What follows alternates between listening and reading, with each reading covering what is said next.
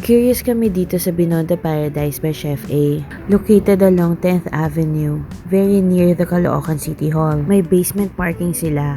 Weekdays medyo challenging kasi may public and employees. But weekends, maluwag and it's free.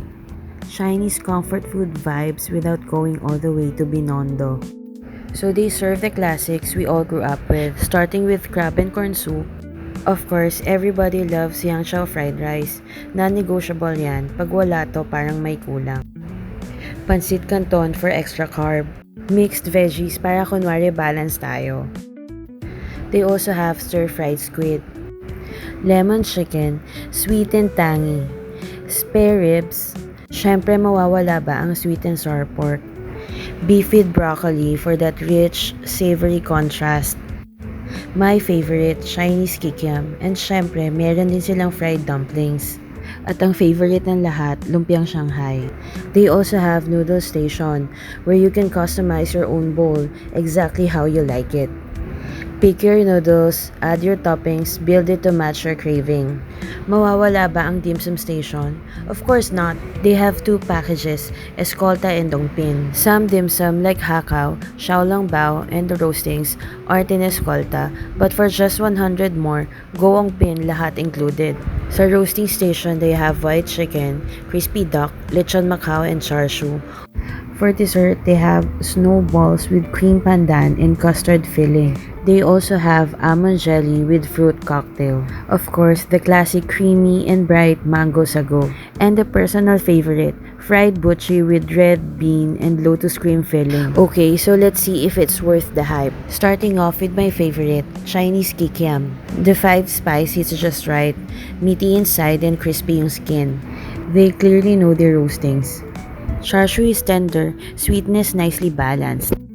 The roast duck is actually quite decent, crisp skin, still juicy. And the lechon macao, thin, properly crispy with a good meat to fat ratio, very satisfying. All in all, the roastings are not half bad. In fact, they're actually quite good, especially for a buffet setup.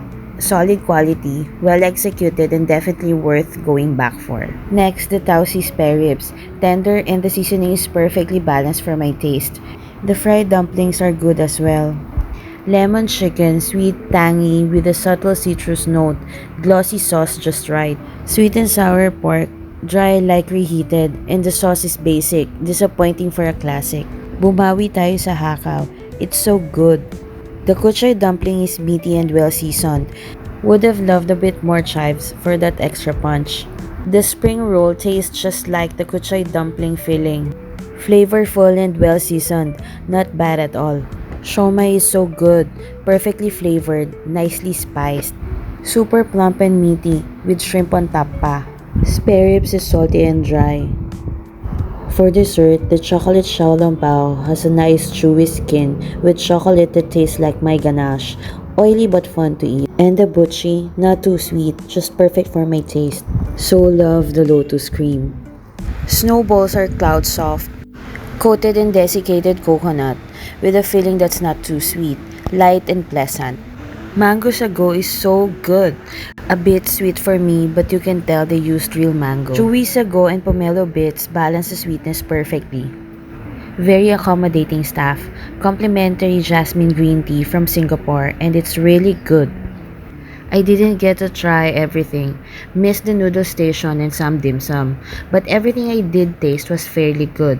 For just $799 plus service charge, it's definitely not bad at all. So that's my taste. Yours might say otherwise. Thanks for watching. God bless everyone.